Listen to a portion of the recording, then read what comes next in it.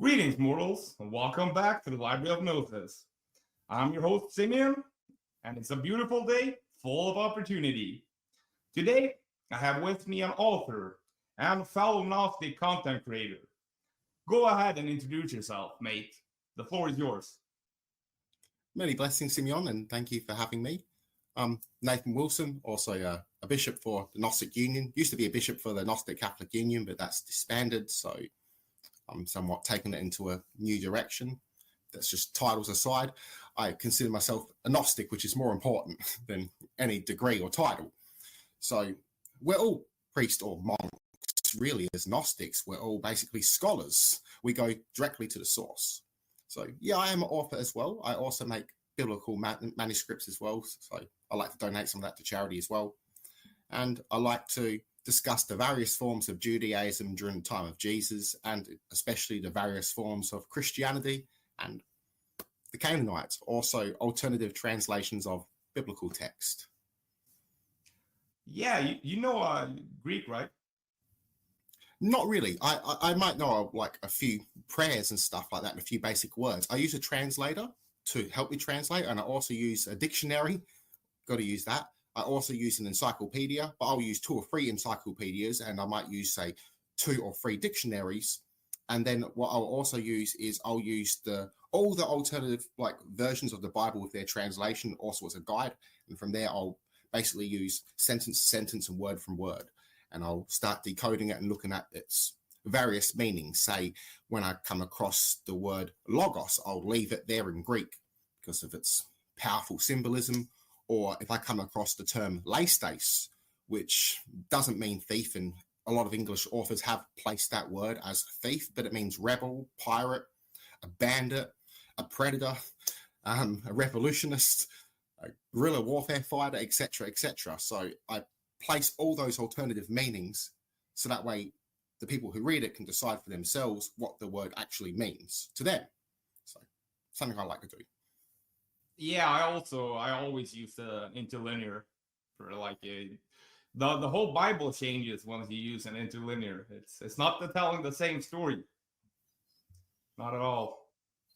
The interlinear one's not too bad, actually. It's pretty close to the Greek. Sometimes I can use their translation, but not all the time. There's still words they have messed up with. That's normal. Like, I think that Bible's more reliable than the King James one, to be honest. Like, a lot more reliable. Because at least, say, if you use the interlinear one online, you can get the Greek alongside it. That's what I use as well, so. Yeah. I've mostly done it for the Old Testament, but I've done some for the New, like for we wrestle not against flesh and blood. This is from the Geneva Bible, but against principalities, against worldly governors, and that word for worldly governors is archos, I believe. Yeah, and that would be for archon, basically, head of state or politician, etc. Yeah, always leave worldly governor. It's interesting that the Gnostics adopted that language to be metaphysical. Yes, very symbolic, especially with the Greek. And I see why, especially with the New Testament. Old Testament-wise, originally written in Hebrew and Aramaic. There were some texts floating around originally written in Greek as well, but sometimes that's up for debate. Scholars always argue. New Testament, originally written in Greek. You had a few floating around that were written in Syriac Aramaic as well, but we don't have anything as old as the Greek, and we have the Greeks being considered basically, actually reworded that. The disciples were scared that Jesus would leave them in favor for teaching the Greeks. So he had Greek followers, he had Canaanite followers. One of the disciples, Simon the Zealot, was a Canaanite. You had Luke, he was possibly a Greek, more likely he was a Hellenistic Jew. So that means, Greek influence on the Jewish religion. And he was a doctor as well. A lot of people don't actually speak about that. So it makes a lot of sense when you go look at Jesus healing. Most of the time you come across the word, therapio. Now, that word, long story short, means to render medical service to, like a doctor. It could also mean to minister to them, so preach to them, divinely heal them. It can be simply healing them with herbs, which I consider very likely, especially if he had a doctor following him. I see him being raised in Jewish traditions. They were raised around frankincense, myrrh, cannabis, other such narcotics in the time as well, especially if he had Canaanites following him, because in their temple traditions, they were known for their medicine. They were pretty ahead of their time. You have one of your favorite groups that you like discussing, the Phoenicians. They were a Canaanite people, a Semitic people. They were also known for their medicine. They were known for their dyeing. That's why the name Phoenician, which is Greek in origin, comes from their dyes that they were making. So we even had Hannibal, which is a name after who is, what's the word for it? Loved by Baal, basically. I wrote it down somewhere. One who is favored by Baal, and some Hebrews, Israelites, followed him as well, because to them that could also translate to them who was favored by the Lord. So, well, even wasn't does it says in Matthew 1:23, he shall be called Emmanuel. Yeah. So that's El is a Canaanite god, Phoenician. Some Canaanites also rejected El in the end because he was too merciful and loving and compassionate. And because a lot of Canaanites, this is the same for Israelites, they liked raiding, especially early on. They liked stealing from their neighbors, etc., like everyone did. So El was too merciful. They couldn't have that because they couldn't go off raiding. So some rejected him, and some favored Yahweh and then Baal. Others rejected Baal later on and started worshipping Yahweh. A lot of problems came from the Yahwist cults.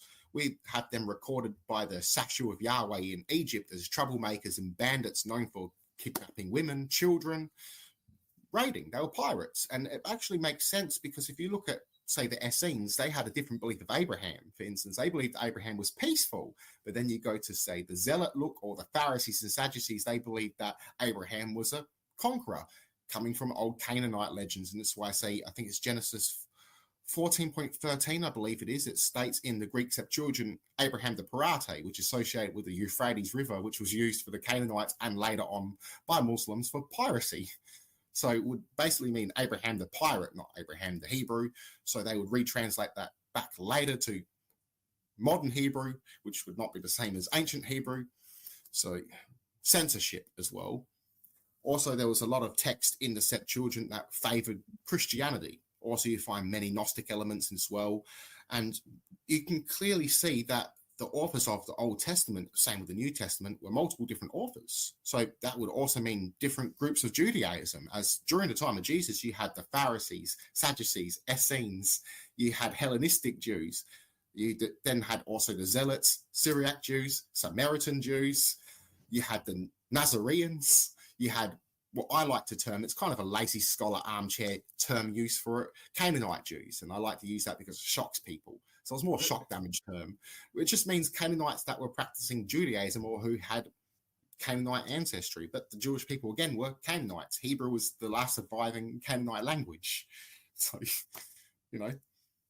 Yeah, Yahweh was originally a Canaanite god, so. Yep. Without a doubt. 100%, I agree. Some scholars argue that he might have come from some Arab traditions, but a lot of them overlook the Egyptian records, and it screams Canaanite. And not all Canaanites were bad. Some of them were considered just and considered their gods just.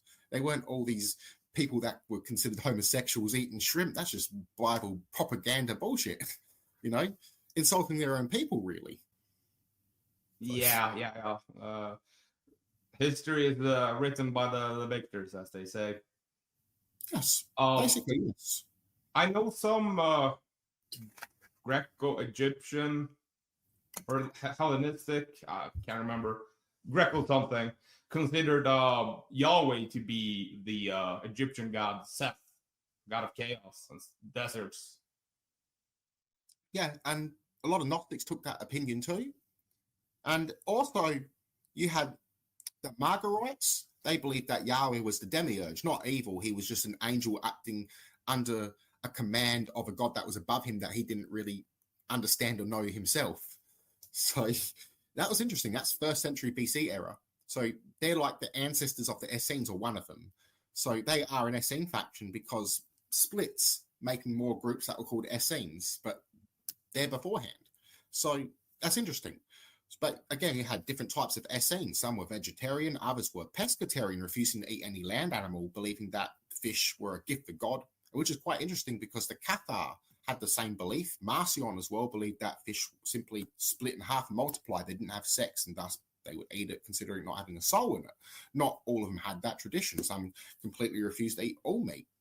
You had some that also sacrificed, but they were more zealot Essenes. So more association branches, which is very interesting. A lot of them were found around the Qumran community. So they weren't just one community. There was a whole bunch of different communities living in the area just labeled as one group. You had all these different philosophies when it came to the Essenes, and the same thing with the Gnostics. Is that symbolic that they multiplied, or because had they now figured out that fish has caviar and that's eggs? Yeah, well, I guess some of them didn't actually really see what the ocean was like. Not everyone traveled. So I would have put that down to lack of sightseeing or myth. But it's interesting they still had that approach. So you had a lot that completely disbanded that and did say fish had sex. So I'm guessing that would just be a matter of belief, and ignorance can be bliss, I guess. So it is interesting. But then you have Jesus stating it doesn't matter what goes into your mouth, but what comes out of it. I think he was similar to Buddha. I think he might have taken on the Essene approach, probably pescatarian. I think more likely was probably vegetarian upbringing, like his family was, like James the Just, and also Peter becoming vegetarian later. I think he was like Buddha in the sense he would eat what was offered to him, as he also states, eat what was presented before you if they welcome you. Buddha was the same. He loved pork, but he didn't like the suffering of animals. So he didn't go off, eat it himself, but if you offer to him, that was like his cheat code. So that's pretty clever. So you get to enjoy himself as well. So I think Jesus was the same, telling people not to push it to these extremes and rather place their own faith with God through the spirit within. He was very much a mystic, and I also see a lot of censorship in regarding to the story of Jesus. I think that, honestly, in regards to the Jewish temple at the time, I think it was quite corrupt because you had some Essenes that would have nothing to do with the temple. They lived out in the wilderness. Some zealots completely avoided it too and would assassinate some of the Herodians that believed that King Herod was the Messiah. You had Essenes that did go to the temple. But I see it was Jesus' actions in the temple, for instance, that got him killed. You've seen some of my theories on the temple scene. I think he was the first of his time to challenge the ancient sex trade, if you will, with temple virgin brides, also known as the Jewish school of temple virgins, which were traditionally young girls from nobility, from the line of David, or just from noble families, placed in the temple at the ages of 3, raised there to 14, and married at 14, sometimes even at the ages of 3 by the high priest themselves. They were often called doves, not all the time though. Mary the Virgin was also one of these temple virgins. If you read the proto-gospel of James, there's also mentioning of her being offered to the temple. I believe it's in the gospel of Luke, maybe I forgot which gospel mentions it, but the proto-gospel of James has Mary placed in the temple at the age of 3, and she's described as a dove dwelling in the temple. By the 5th century BC era, before Jesus, and 5th century AD, after Jesus' death, we have virgin brides, mostly priestesses and even goddesses, being called doves. The Holy Spirit as well, a reference to a dove. So I think these doves being sold weren't just sacrificial animals, as you don't get placed on a cross as a rebel for releasing a few birds. I think that he was saving the children, and he was cracking a shit because this is the place that his mother was a victim of. So I think these children in Matthew 21:12 to 17, the children shouting in the temple, save us. I think these are the child brides asking Jesus to save them from the corrupt nobility, which he whipped with leather straps, I believe would be the tefillin, which Jewish people would wrap around their arms, and that dates back to the 2nd century BC era, which would really hurt if he was whipping them with that. And that's when he calls them lay states. He states that you've turned this house of God into a spalion, which means a grotto, kind of like a Playboy grotto. It can also mean a den, a cave with rivers in it, so a resort basically, a hideout. And then he says it for lay states, meaning predators. So he said that you've turned this prayer house into a den for predators. And then you've got children shouting, save us. And then he's placed on the cross for his acts. And then if you read, I believe it's either in Gospel of John, he states, it could be Luke, I believe it's John, he states that I am Jesus, arrest me, do not touch the others. So I believe that he was protecting children, because if you see in the temple scene in Mark, we also have Jesus stopping them from taking the vessels out in the courtyard. And then when they come to arrest him, he states that you have to come out with swords and clubs to arrest me as if I was a Lagstace, a predator, basically like a predator like you. I was in the temple for days and you did not touch me. And I also see the actions of early Christians saving children. Simon Magus rescued his wife from a brothel. So I see a lot of these Christians trying to be like Jesus in a result. So I think this is why Jesus was also killed and why we have a lot of censorship, because I also believe we have the censorship in order because the Catholic Church would later run brothels in the medieval century. So I think that's why the word thief will be used. And that would be around the 4th century as well. So Dark Age times, they would start running brothels. And that was coincidentally was when they would start writing the Bible in Latin instead of using Greek. So my 2 cents. Yeah. That was great. You mentioned Buddha earlier. Some say, and I suspect he's depicted blue-eyed, with blue eyes. Some say there's evidence to point towards him being of the Scythian lineage, and the Sumerians and the later Canaanites also from that Scythian lineage, from what I understand at least. Greeks as well, I guess. Very mixed people. Yeah, it fits in with the Phoenicians being using cannabis, because the Scythians used to build a teepee and then throw cannabis at the flames and imbue the smoke. And the ancient Israelites were doing the same thing as well. They were burning cannabis inside their temples. There's a 5th century BC era temple dedicated to Yahweh and Asherah, and they found burnt frankincense and cannabis there, and myrrh, I believe, as well, on the shrine, which they would inhale to receive their visions. The Zoroastrians, which were quite interesting, as Cyrus the Great was a Zoroastrian Persian king, that many of the Israelites believed to be the Messiah.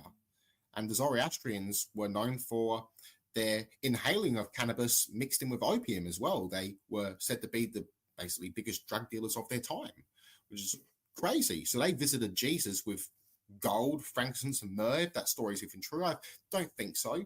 But if it did happen, I say that they believe that Jesus was a reincarnation of Zoroaster, their prophet, following stars. But I think it's more likely to consider Zoroastrianism a legitimate faith. So believing that they worship the same God. And that's what I think is really going on. So Timothy Hogan said something about that Frankenstein gold and myrrh, that it was used by the Egyptians for, like, I don't know if it was for burials or something like that, for the kings. Yep, they would also use it for kings as well. So they would use that for anointing as well. Myrrh was also one of the main ingredients for ancient sex drugs too, which is quite interesting because it is a stimulant, or can be used as a stimulant. And if you see the scene when, I believe it's in Gospel Matthew actually, when Jesus is on the cross, when they place a sponge and they try to lift up to him. Well, if you read the text, they try to give him, it can translate to wine or neos, but it can also translate to potion, love potion. And if you mix it in with myrrh, that's definitely a love potion. So in other words, they're trying to give Jesus an erection on the cross. So they're trying to punish him, make him look dirty as well. Also, people were naked on the cross back then. They were left there to decompose. He was on there quite short. And then in the Gospel of John, I believe it is, he states he's thirsty. And they give him an antidote. That's kind of sus, a potion and an antidote. I'm one for the swoon theory. I think that he most likely survived the crucifixion because the women were waiting there for him. And it does state in the Greek text that it can translate to they were waiting there to lend him assistance, which is very interesting. So if people go check out my translations, they can compare it with the Greek and double check for themselves. But Mary Magdalene, she also goes to the tomb with aloe vera and oils. Jewish traditions for burial of the dead is just to wash it with water. So that screams something's going on. So I think there's an inside job there that they tried to attempt to save him. I think he survived the crucifixion, but I think he died from his wounds. I think that the stab to a guts, if he got stabbed by a spear, would be a bit difficult to survive back then. So if he did, I think he did, because it takes a long time to die on the cross. He was on there for 6 hours. That makes him the shortest death recorded on the cross, which is interesting. So, and Romans left them to rot and fall apart unless you bribe them for the body. So there's some people that believe that Jesus wanted to be crucified in a sense. So basically planned it. There's probably a chance he wanted to be basically announced as king in the temple scene when he's freed the children. He's taken a crowd with him. He was hoping they would all announce him king. I think maybe it's possibly he planned the crucifixion as a fail-safe. They think he's dead. He rises up. They think he's God. They give Jerusalem their freedom, basically. So he would be seen as a demigod. So they would give him basically equal rights somewhat, or make them basically independent nation, an ally, basically. Possibly. I'm not saying that's true. It might not be. But it could be. Some people also agree with that. It goes in with the swoon theory. But I purposely think that he did survive and he died from his wounds. So that's my thing. I also think Mary Magdalene was not one who was possessed by 7 demons, as the word daemon or daimonos does not mean demon. It means God, lesser God, demigod, spirit, also guiding spirit, someone who's been gifted by a god, an angelic being, someone who's been deified after death. So I believe that Mary Magdalene was a Canaanite who worshipped 7 different gods, left them behind, followed Jesus. Makes much more sense. So I think that makes a lot more sense with her going there with herbs. If she was a temple priestess or one who was in charge of a temple, she would definitely know medicine. So this makes a lot more sense scientifically to me. So I think they were also possibly married. I think they were. Because another red flag that screams that they were is it was illegal for a woman to touch a naked man's body. So she wouldn't be going to the tomb of Jesus to touch his naked body unless she was married to him or family. So not adopted in, it would still be weird. That would be no, she'd been told to wait outside. So that screams wife. Yeah, according to Timothy Hogan, Mary and John the Baptist first had a child. Then later, Jesus, he survived the crucifixion or died, resurrected. I don't know. He didn't say anything about that part. Anyways, after that, he and Mary had children. They went away, you know. And Hogan claims they found the Templars found the bones, the other boxes with the bones which they collected, and the burial place was found again in the 1980s, but the boxes were empty. Well, regarding that one, if it's a tomb I'm thinking about as well, there was, I don't know if it might be another one, because there was one that they found, and they reckon it was his family tomb, and there was a grave missing, but they reckon they found it and it was James the Just. No guarantee that it belonged to that tomb, though. But in that tomb, they found a son of Jesus, and they found his wife Mary buried with him, so Mary Magdalene. But that was a common name as well, so it might not be. But I think probably it was, very likely. Another red flag that screams that it possibly was the man who helped Jesus carry a cross. Wasn't it Simon or Simeon? Oh, actually, I can't remember now. Shit. Well, the man, I think it might be Simon who helped Jesus carry his cross.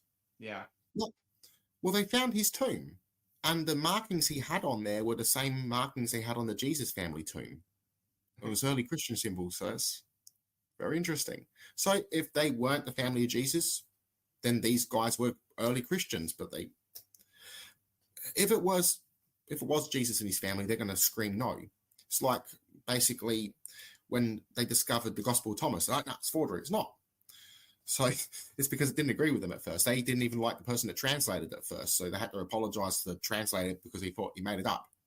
But it's very likely that, and this opinion is growing in scholars now, that these are actual words of Jesus himself. But these same scholars believe that only 15 or 20% of the words from Jesus out of the biblical canon are authentic, and all the rest are church add-ins. But even with a lot of Jesus sayings within the biblical canon, there's a lot of Gnostic stuff in there. You see Jesus stating gnosis. You also see the Pharisees and scribes state, maybe, they say, where does his wisdom come from? Yes. If so, where does his spiritual wisdom come from? But it would also, to a Gnostic, they would say, where does this Sophia come from? As these Pharisees and Sadducees would not know Sophia. The only ones that would know that would be Gnostic Jews, basically. So, but not all had that concept. Some had a Zoe. So even the traditions of Sophia, the monad, they would all evolve throughout time. So it's hard to pinpoint something authentically. And even with regards of the Jesus family, with what you mentioned before, with the Mary marrying John, some even believe that Jesus had kids himself to Mary, and that she possibly even went with Peter as well. I don't really believe that as well. There's a lot of traditions and a lot of beliefs in regarding what happened as well. But there's something interesting a lot of people do ignore, and it's the early movement leaders of Christian communities that are the descendants of James the Just, Jesus' brother, and Jesus' brother Jude. They had kids, and they had kids. So that went on for a while, and then out of nowhere, the Roman Church took control, and they took control of the Bishop of Jerusalem, basically, and they moved it to Rome. So that's interesting. Okay. So I support, I suppose, a hijacking of the temple, basically, or the Christian movement, I should say, the community. So that's interesting when you see the descendants of him. So James' descendants died off, and then Jude's descendants started leading the church, and early church fathers were bitching about them not being the same form of Christianity as them because they were Jewish Christians. So that's interesting. I believe that's some of it was Origen, and I forgot his name now, but he wrote the biography of Constantine the Great. He was a church father and bishop. I got his name now. Might come back to it later. But yeah, he wrote about them and complained, which is very funny. They also complained about the Gnostics, and they're much older than Orthodox. We have 200 years before their Christian Bible, the New Testament was even written. Marcion, or Gnostic Christian, or possibly someone who was aligned to Gnostic thought, wrote the first Christian New Testament 200 years before them. And he got kicked out of the church because he did a little no-no. He exposed the mysteries with 10,000 people out in public. He gave them a psychedelic wine, and all these Christians recorded seeing angels and Jesus descending down from heaven. So I actually think the Catholic Church were doing this same ceremony because he released it publicly. They changed it into normal wine, which wouldn't surprise me at all. There's even some scholars that think that the Catholic ceremonies, their use of relics and their Eucharist that they use with the vessels, probably came from Simon Magus. Possibly, who knows? There was a lot of censorship with Simon Magus as well. He was baptized by Timothy, a disciple of Jesus. So he actually knew the disciples. So that was before the book of Acts, when they try to, make him in a bad way. But it doesn't really discredit him too much. He just states he tried to buy the Holy Spirit and then apologizes, and then they're all good with him, and then they leave. So it's not really too bad on Simon's part. But Paul also tried to bribe his way in too. So a lot of Simon's stories were stolen and put in with Paul, and I think Paul's story of that was sort of put into Simon Magus. So yeah, for sure. Some say that that Paul was Apollonius of Tyana. That there were. That's interesting as well. I haven't heard that one. That's cool. I've heard people state that was Jesus as well. So Paul one's a new one.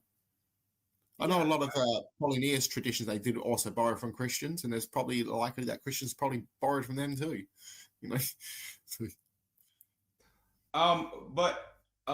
Like Gnosis, I believe Hermeticism is older than Christianity, right? It's yes. Like third, yeah. They used that's the beginnings of Gnosticism, Hermeticism. That was the term that they would use before Gnostic. Otherwise they would just call them ones of pursuit in Gnosis, pursuit of knowledge, pursuit of spiritual knowledge. The Catholic Church would use the term Gnostic in order to label them to make it easier to kill them and persecute them. But the funny thing is, at first, Catholics considered people true Gnostics and other ones the false Gnostics, which were heretics. We have Marcelina, a Gnostic Christian leader of the Carpocratians, after her husband died, which is, not Carpocratians, I can't pronounce his name, Carpocrates. So after he's passed away, Marcellinus led her movement, and also her son, or possibly Carpocrates' son from his previous lover or wife. She was known for preaching equality of men, women, and children. She was a superstar of her day. She was so popular that Pope Insidious invited her to Rome from Alexandria, Egypt, to be a grand witness as he became Pope.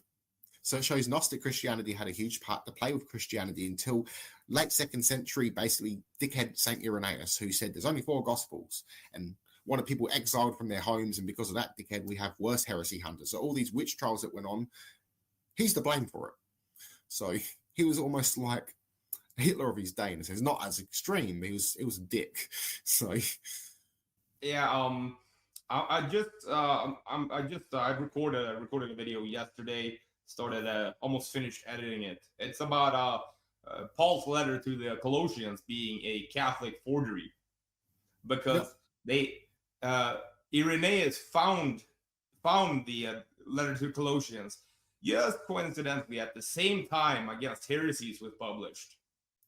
Would you like to know another forgery a lot of people don't know? It used to be a popular Gnostic text. They reckon possibly one of the oldest Christian texts of its time, one of the first they reckon possibly.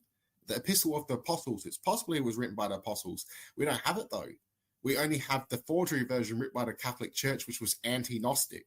And then they stopped using it because they didn't want anyone to know about the Gnostics after years of suppression and after killing them.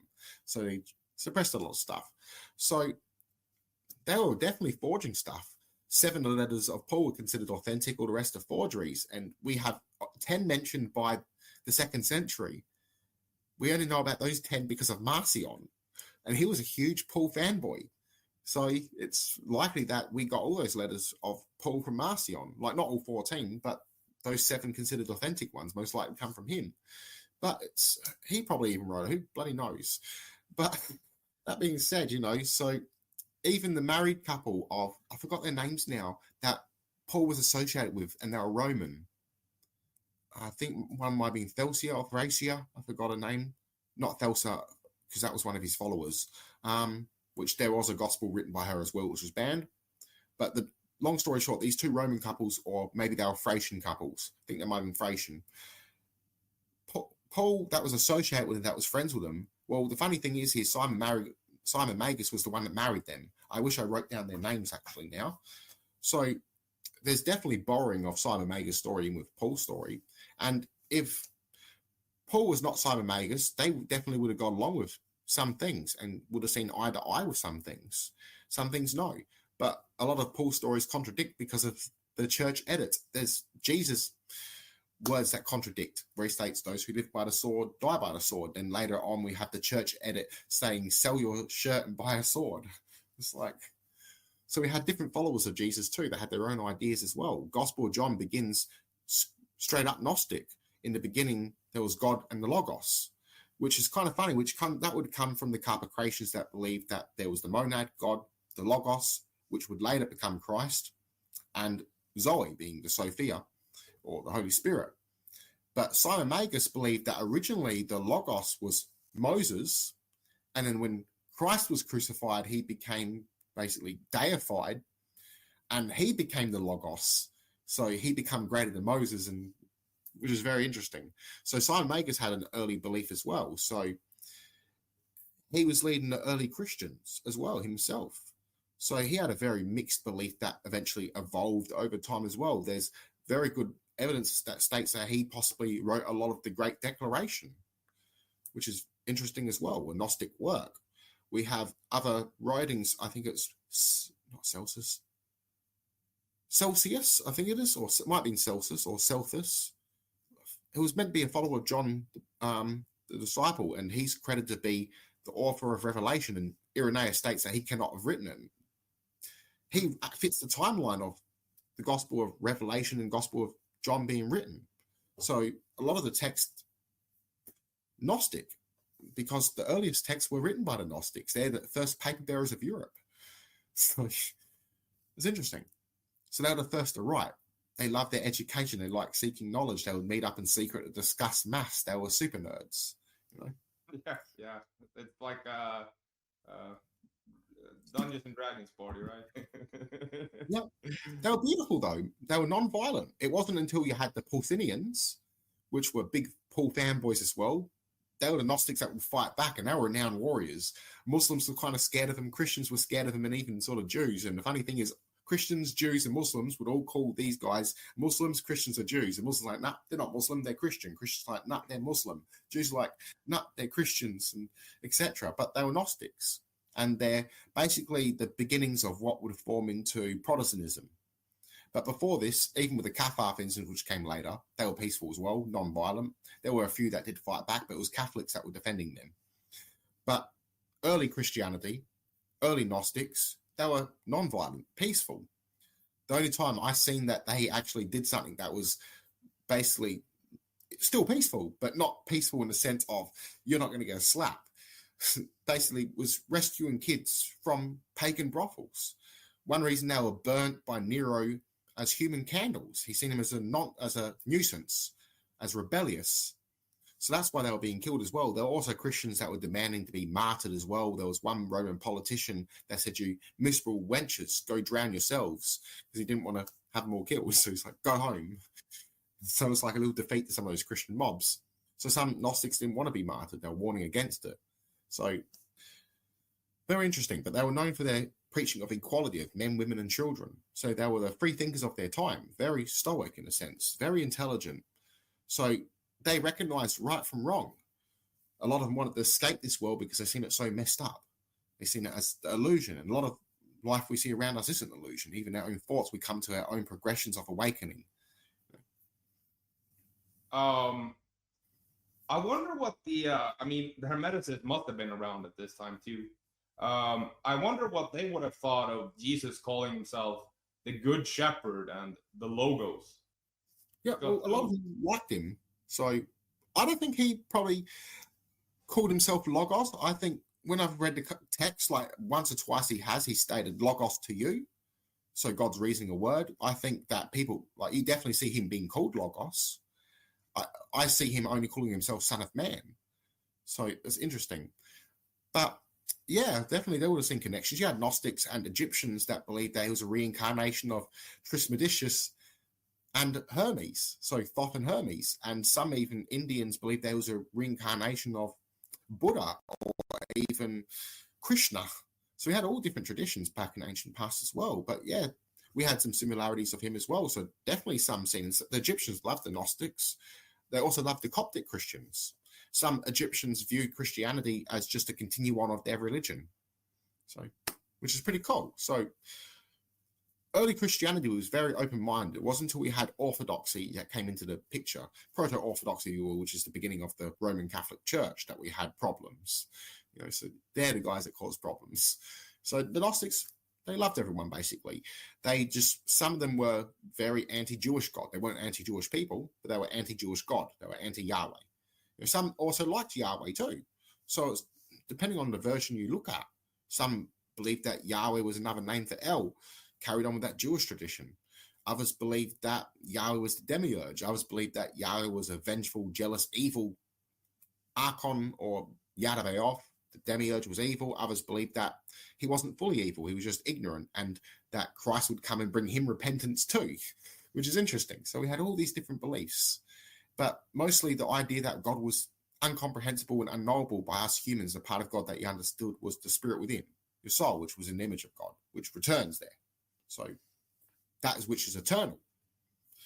They were ones that disregard this flesh, where you had the same belief with the Essenes or Gnostic Jews before them.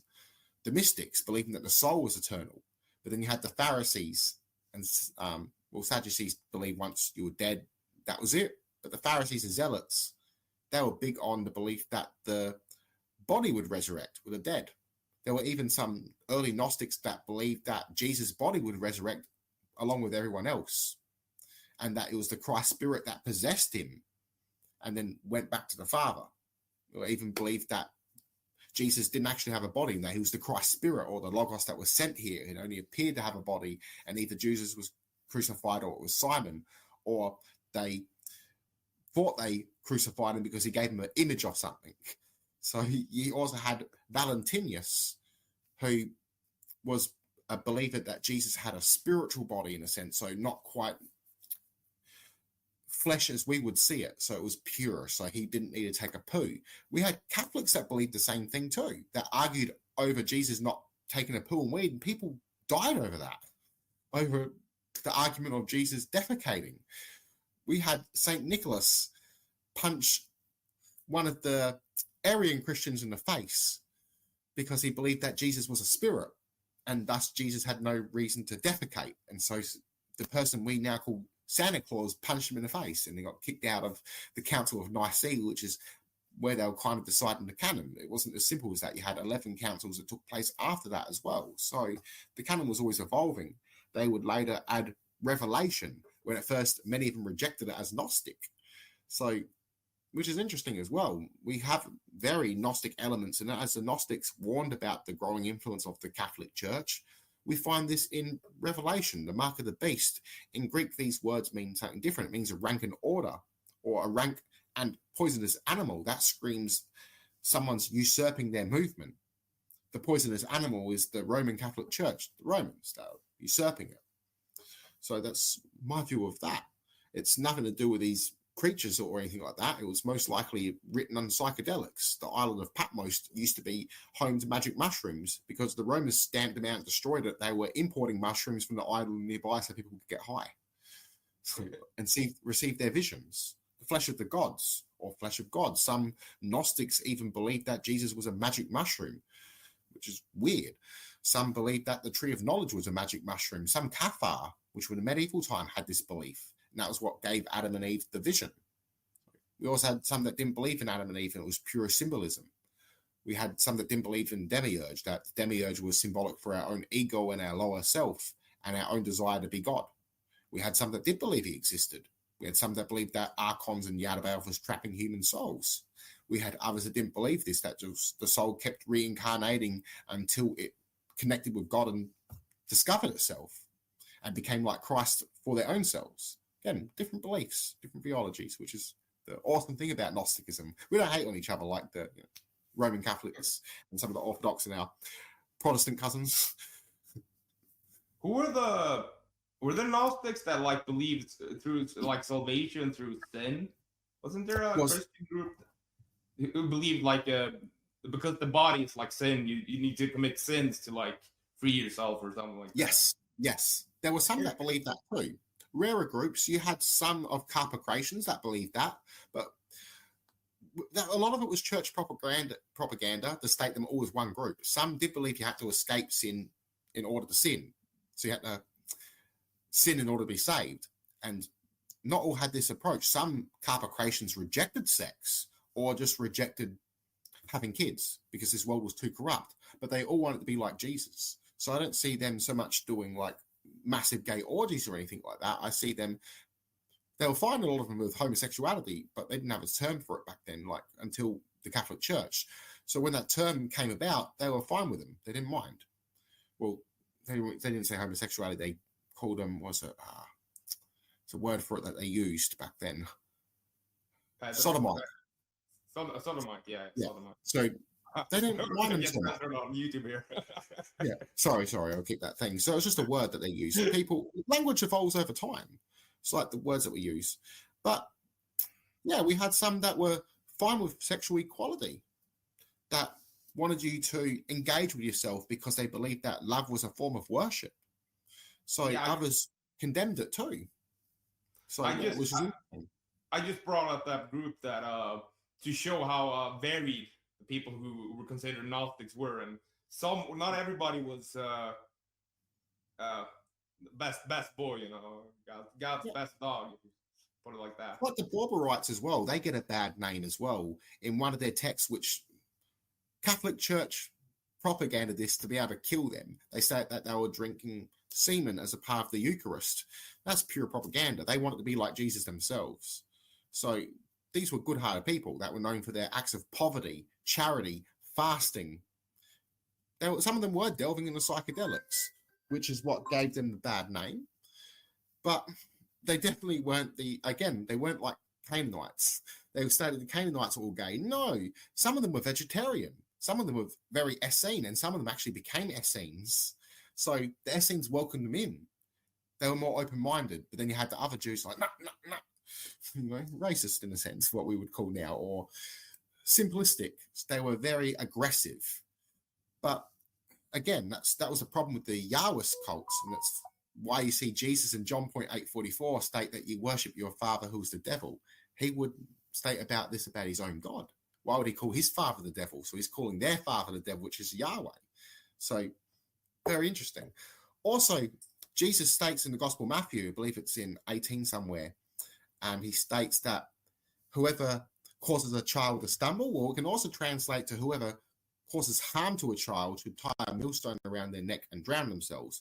When we go to Numbers 31.32 to 35, we have Yahweh demanding 16,000 virgins to to be forced into marriages by soldiers of Moses, so orders of Moses through Yahweh, and then 32 for himself. Most scholars agree to be sacrificed, possibly to be placed in the temple as virgin brides. So long story short, virgins back then were aged 3 to 14. So that makes Yahweh a god of child marriage and virgin sacrifice. In Judges 11.30, we have Jafar offering him the first person that comes out of his house as a burnt human offering, a human sacrifice, and then sacrifices his virgin daughter. So this is not the God of Jesus who rejects sacrifices. He rejects human sacrificing. We even had some Baal worshippers, which Baal gets a negative name. A lot of them rejected human sacrificing too, but some did favor human sacrificing. The term Moloch, people argue over that. If you replace that word with child sacrifice Baal, it makes more sense. So that means that particular Baal was one of human sacrifice. We had others that believed he was just and loving, that cared for his people. So we had different versions of him. Like Yahweh, different versions of Yahweh too. So, which is funny. It's all just propaganda mostly. But again, this variation of Yahweh and Baal, or Baal that was doing child sacrificing, that was the brother of that Yahweh, which is hilarious. And he was also doing child sacrificing because they were brothers. We also had beliefs of El that also did sacrificing too. We had different variations of what El was. So even what we call the Phoenicians, these Semitic people, again, that's what the Greeks called them.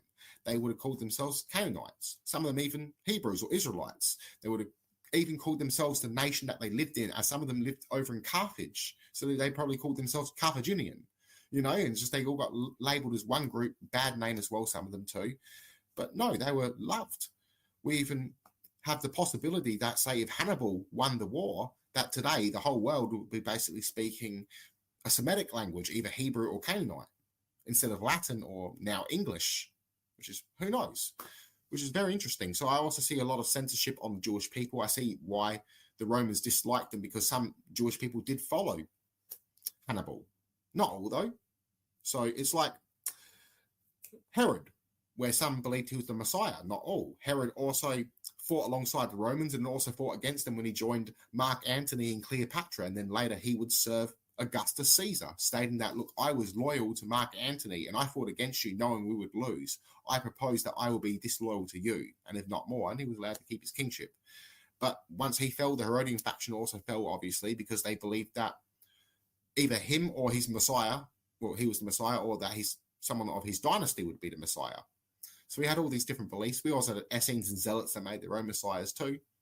And we had different beliefs of what the Messiah was. And not all Jews even believed in the Messiah or even wanted one. Some believed that any Messiah person was a revolutionist and a troublemaker.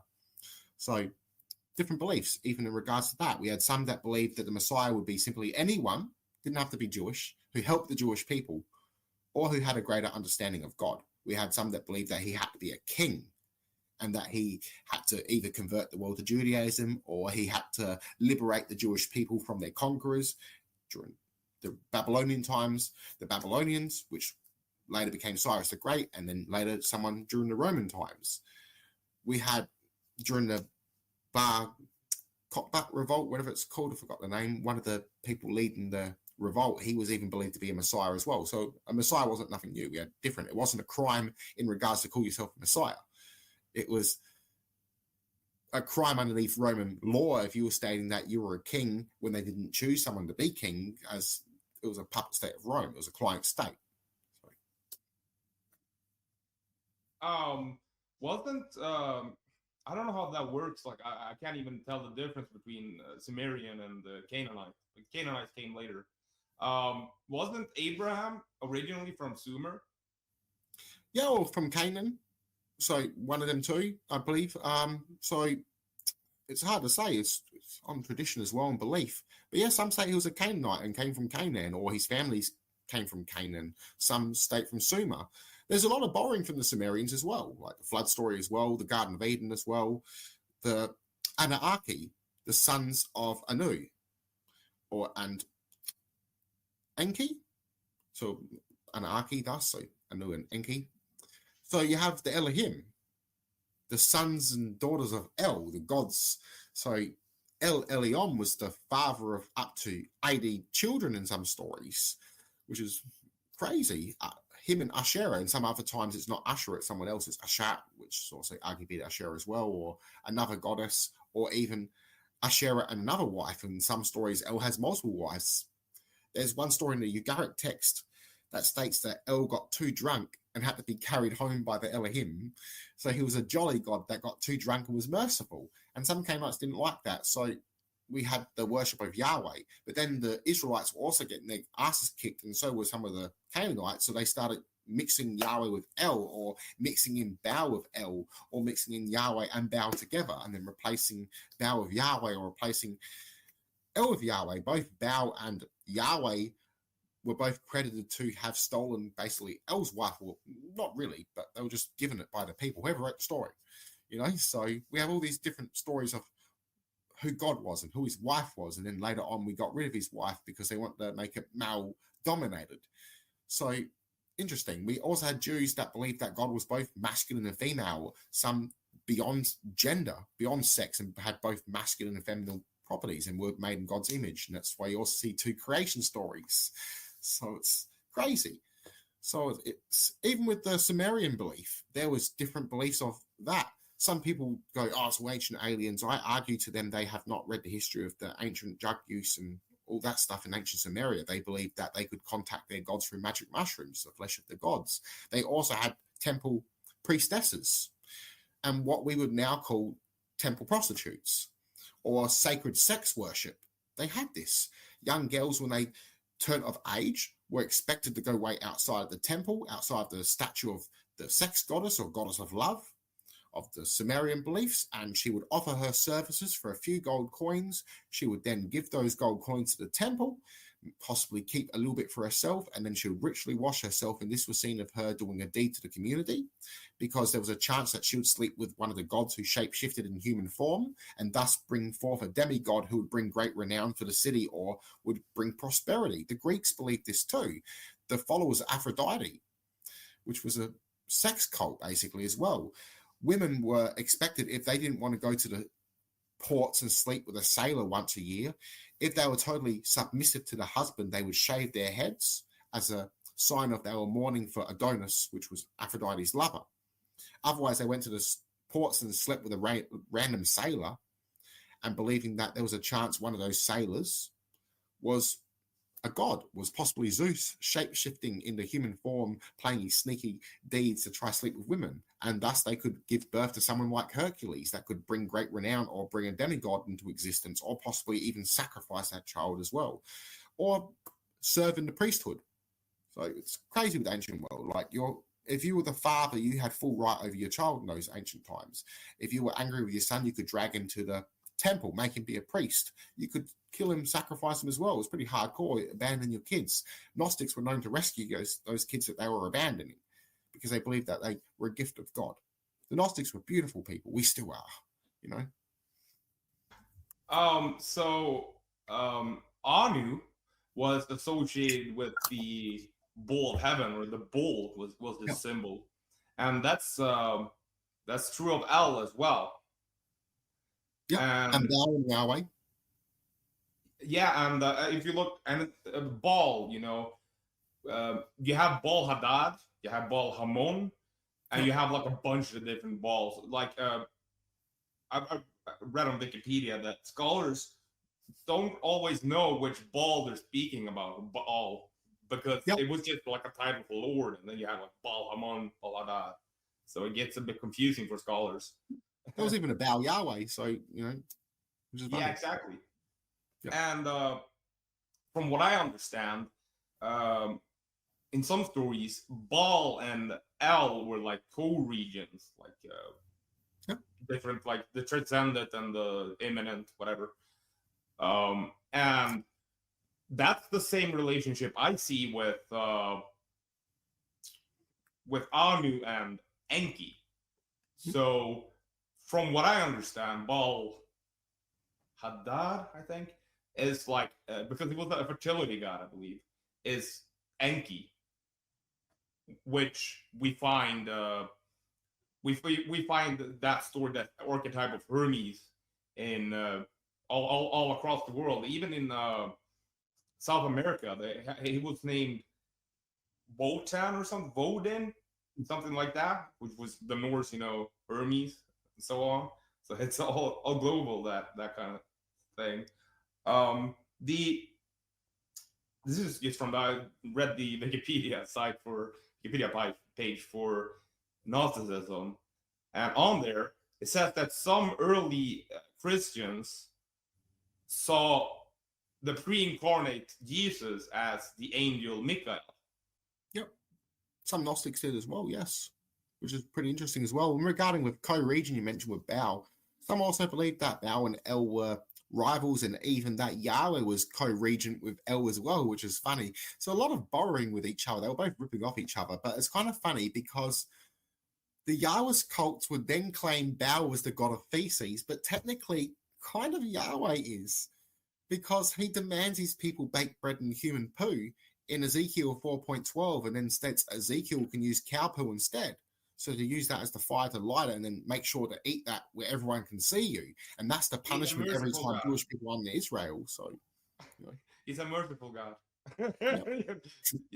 Only cow down. Also, the Jewish people were scared because I forgot exactly what passage in the Old Testament, but it tells you how to take a dump and how to bury it. Because if Yahweh steps in it, he will strike you down and your descendants for 3 generations. So they were quite scared. Yahweh was angry he would step in their feces, which is trippy, very weird. So there was a bit of phobia around poo, which is funny. So I don't know why. So the Jews were fighting over poo, and then the Christians started fighting over poo. Except they were arguing whether Jesus took a poo, which is weird. So I reckon that's where the Koreans, like North Korea, I reckon that's where they stole it from King John or whatever. So I reckon they borrowed it. Yeah, I figure since he ate fish, man, I don't think that teleported out of his stomach. Yeah, some of them believe that, basically that it would just disappear or purify somehow, which Christians would argue over. Valentinius believed that as well. But you had, say, Simon Magus. He believed that Jesus was a regular human. You had Carpocrates. Sorry, that wasn't the way you pronounce it. Hippocrates. He believed that Jesus was a regular human as well. Many Gnostics did believe that Jesus was a regular human that either became divine after his death or he obtained gnosis, spiritual knowledge. Some even believed that the Holy Spirit possessed him or the Christ Spirit possessed him, and that was how he was able to do his miracles. Others had a more human approach, that he was a philosopher and healer. So he was healing them with herbs. I would be one for that. I take on the belief that with the term daemon, with him becoming deified after death, simply being remembered after death was being viewed as becoming a god, becoming a demigod, deified, which is interesting. So he was remembered. So even now he's still a daimonos. He's a deity. It's interesting. So the point was for you to be this construct, for you to find Christ within you when you discover the Spirit within. This is like discovering Jesus for yourself.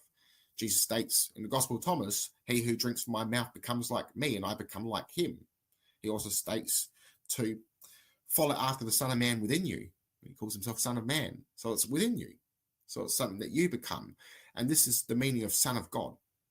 When you build a personal spiritual relationship with God, this is the meaning of it in Hebrew. But in Greek, hios toutheo, meaning someone who has been reborn and adopted by God. In Hebrew, the term adopted by God is coming to realize that you are the sons and daughters of the Most High God, that you live in accordance to God. So you have a relationship with God. So this is all Gnostic. So when Christians say, I have a personal relationship with God, they don't know what they're saying. This is Gnostic, a personal relationship with Christ to find your divine double. The term Christanos, little anointed ones, little Christ. Or Christanos, or I think there's another way of pronouncing it. Christiananos. I think that might be the way of pronouncing it in Greek. No bits and pieces, but I'm not a master. So that term for little anointed ones, little Christ, to find Christ within you, to enact the teachings of Jesus into your own life so that you become like Jesus yourself.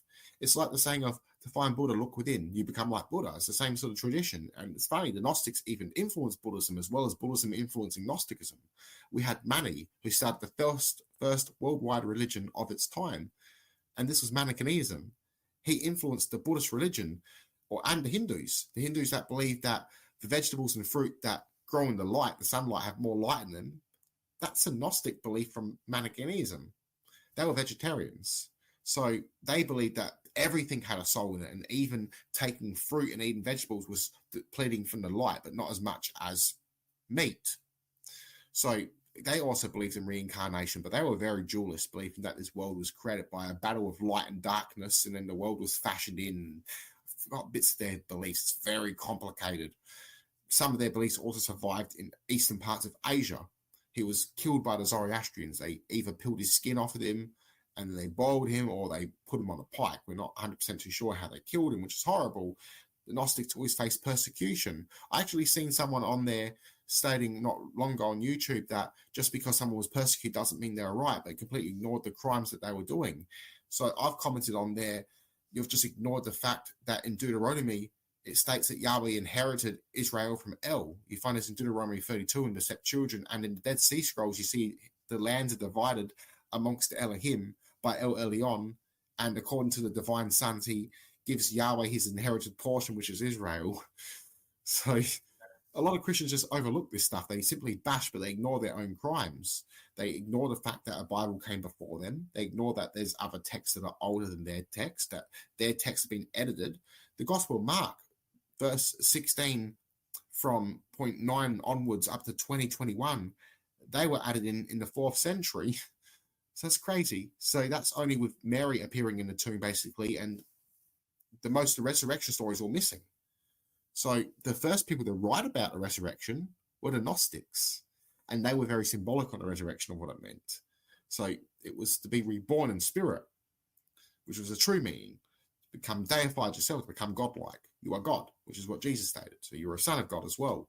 Nothing separated from God. So kind of like it's all in our heads with a state that nothing exists outside the mind of God, the Godhead, the monad. So we had different beliefs. Some that believed that the demiurge created this whole material world. Others believed he only created the earth and was too stupid to create the universe, which is funny. Others didn't believe this. Others believed that everything around us was created by God, and it was simply either corrupted by the archons or the demiurge, or it was corrupted by us. And it was our job to be restored to our original state, that we fell from the graces of God.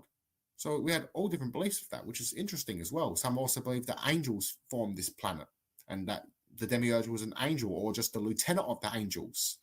So interesting. Yeah, I was listening to interview with Hogan he had with Carson, and he said that this planet is our Garden of Eden, but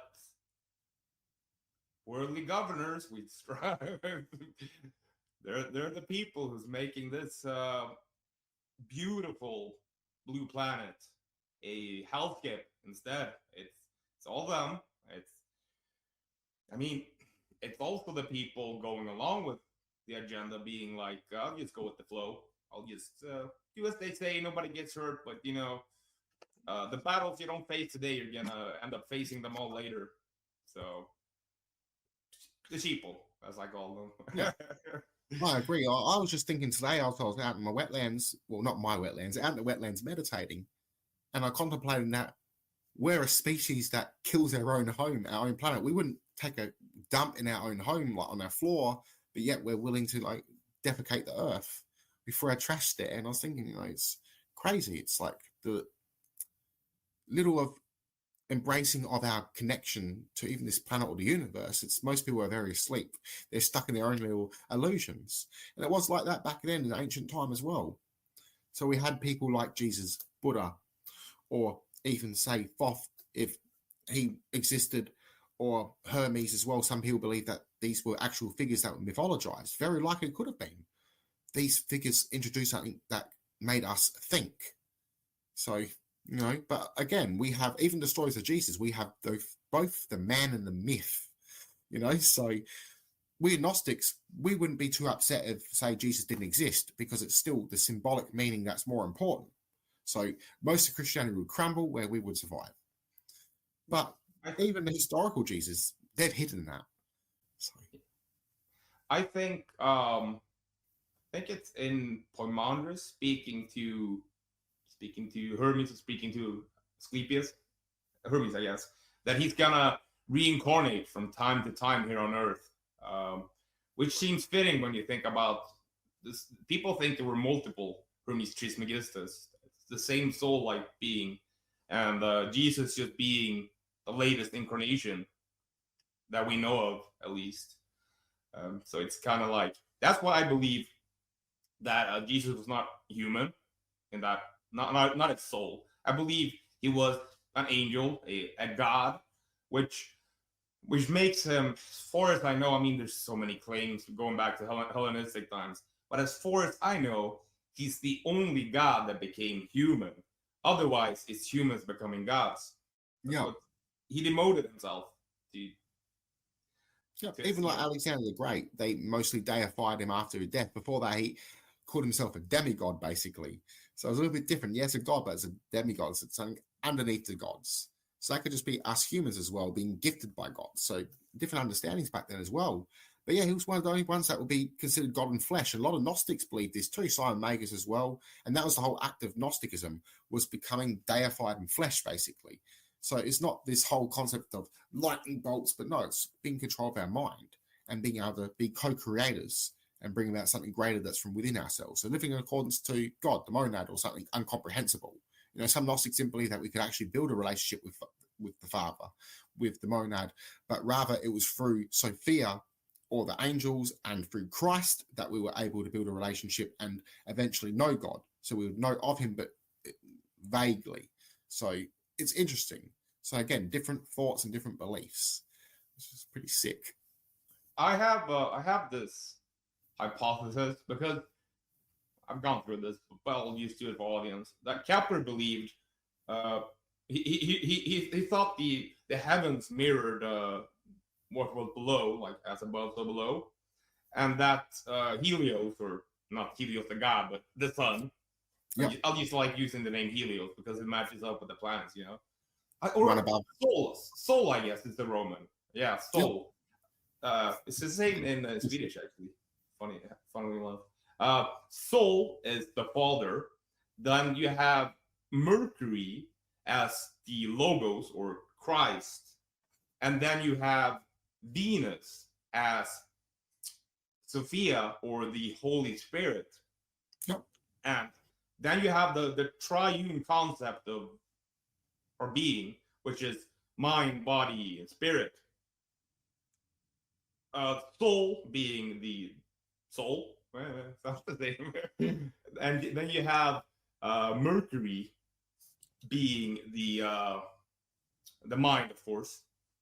And then you have Venus being, or Sophia, Venus being the body. Yep. And that, I guess, or body is supposed to ascend, because Jesus said he's going to bring heaven down to earth. So ascend your flesh to heaven, or something like that. I don't know. It's just the hypothesis I'm working on here. Well, they were actually Hellenistic, I forgot the term of the actual name of them, that were Hellenistic Gnostics, if you will. And they had the belief that Jesus was either Adonis or even Helios, one above the sun as well. And they took on that. They're almost sort of anti-Greek, believing that Zeus and other gods were archons, the planets, and that we would ascend beyond all these planets to the true Godhead, which is trippy. So I've forgotten names, not Priscillians. No, I don't think so. It's a certain word. They had women oracles as well. Forgot the word. But yeah, there was a lot of different groups. There was another group too. I forgot their name, traditional name, but they would basically call themselves the Illuminated ones, which is basically where the term Illuminati would come from. So the original ones of the 2nd century. It might have been a couple of creations as well that called themselves that. I forgot which group it was. So we had a lot of different groups, but yeah. Sibyllins, I think Sibyllist was the term. So Sibyllist oracles, I think was. They're like early Greco-Christian Greeks, and yeah, believing ascending beyond the planets, basically. So trippy. But yeah, we had a lot of influencing with different cultures and arguing what a Christian was back then. We know recently that a lot of people converted to Christianity after the destruction of Pompeii, believing that Pompeii was basically another Gomorrah getting destroyed by God, which is pretty interesting as well. A lot of Roman soldiers became Christian as well, being involved in both Christianity and Mithra cults, or even Apollo cults, or also Helios cults as well. We have Constantine, he was also a follower of also Mithra, Helios, and Apollo, as well as apparently being a Christian as well. So interesting. The A lot of people took on different gods. yeah, I don't agree with the uh the planets being the archons. Like Yeah, I'm not one for that. I think it's like, honestly, archons, I take for what it means. Politicians, I think they're talking about the corrupt material rulers of their time, and it was coded in because it was dangerous to speak about your rulers. You couldn't speak about your kings or politicians back then. That was death sentence. So clever, you know. That's all there in the language and symbolism, and a lot of them did believe that the archons were their politicians, their leaders, or at least influenced by them, you know, or influenced by their evil. So, well, I like to call our world leaders demons in charge. yeah, yeah. I'm not one for politics either, so I see them as basically the archons. You know, I see the demiurge as our own ego, our own lower self, because the ego is not always bad. Like, it can be used as a tool. You know, it's our center of consciousness in a sense, how we take a notice of what we are. Otherwise, we'd be animalistic in a sense. We still carry on our own animalistic urges from when we're fighting off predators and stuff. We don't have to be always on the hunt, you know, or be aggressive. That's why we see this. We see war out in nature. We see thievery in nature as well. Everything's a reflection of what we see. So monkey see, monkey do. You know, that's when we have something that is greater. We have the ability to go beyond ourselves. You know, that's our gift, our spark of humanity. That's what makes us really human. Otherwise, we're just animals, you know. So it's basically be in the eyes of, well, the image of God, or be in the image of the animal, you know. The Rosicrucians believe that the seven spheres, or the seven heavens, I don't know how they put it, the seven spheres at least, is we descended through the seven spheres. I guess Saturn would be the outer one, which is material, all the way down. And then we have to ascend, we have to ascend through the spheres. And the Rosicrucians believe that you take the gods down to like a human body, then you kill them, then you raise them up again. Yep. There were even some Gnostics that believed that the 12 disciples of Jesus were Yaldabaoth and his archons trapped into the disciples, and that was how Jesus got rid of them as well, which is pretty interesting as well. We had some bizarre beliefs too, like not just with Gnosticism, but with Orthodoxy as well. We had the Adamites. They were Christian nudists that lived out in nature and had orgies and all sorts. They wanted to live out in nature. Some of them didn't do orgies. Some of them were basically just ones who lived out in nature and basically tried to live like Adam and Eve. So it's interesting. And honestly, if they weren't persecuted and killed, it's sad to say that they possibly would have froze off in the winter. So they could have just left them alone if they wanted to, which is nasty to say, you know. Like, they were innocent. They didn't do anything wrong. They just wanted to be separate. Honestly, if they were living in tents and stuff like that, they would have more of a chance, you know. So trying to live exactly like Adam and Eve, that's taken to the extreme. So we had a lot of different Christians. We had the ironclads that refused to use any symbols. They wouldn't wear a cross. They would have basically just an empty church. So, you know, we even had Gnostics that didn't like symbols. We had the Carpocratians that would place, and they were the first that make portraits of Jesus and Mary Magdalene. They had portraits and bust of Jesus next to Plato, Socrates, Mary Magdalene, sometimes Mary the Virgin, even Apollonius, believing that all these figures were Christ, become like Christ for themselves, but it was just that Jesus was the one who became the begotten son that was adopted by God and basically became his only son, the Logos. And others believed that we were all the sons, or we could all become deified, and it was just that Jesus would be the head one, basically. All different beliefs, you know. So trippy. I see it this because in the Sumerian Council, sorry about the dog, fucking nails. That's okay. In the Sumerian pantheon, there were often 7 gods, and right now, if you look at how we have the color spectrum, there are 7 colors. If you shine it through a prism, you have 7 colors. And I mean, colors are actually a spectrum. Of course, there's an infinite amount of nuances, I guess. And I think that's how the gods, fractal emanations in that of the one mind, which like fractalizes in that kind of way. And then you have different blendings of different colors to create different nuances. Like you have the child of Aphrodite and Mors creates the god Aphrodite, the god of love, and Mors, the god of anger, I guess. That creates the child, the god of jealousy. So you have the mixing there, combination colors and so on. It's even interesting when you even look at the colors as well. Like with regarding Kappa, they had different colors in their robes too. They would have green, blue, black, some possibly even more purple as well. Hard to say. But in regards with Jesus, they put the cloak of purple on him too, symbolic as well, purple as well, being associated with the Phoenicians too as well, also blue. There's also some that believe that Jesus was Phoenician or half Phoenician. We have a lot of this belief, I would say, would come from a man that was called Parthenos, sorry, my bad. I forgot his name. He was a Roman soldier, half Canaanite, so he was basically half Phoenician and Roman, or he was possibly a Semitic Roman soldier. I should his name, but he's a Roman soldier. But yeah, they around the same time, it was either him or Joseph that was considered to be the father of Jesus. Wish I knew this name. I'll have to look it up. I don't remember the name. It's not Parthena or something there. Parthena, not Parthena. Forgot the word.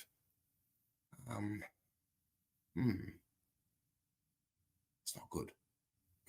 There's a statue of him too. The thing about forgetting something is the harder you try, the further away it slips. Yeah. It sucks. Trust that it will come back. Yeah. Well, it's 9:50 here, so it's pretty late as well. But I know Parthenos was the one for. It's something along there. Parthena. I'm going to look it up on Google. I'll find it straight away, his name.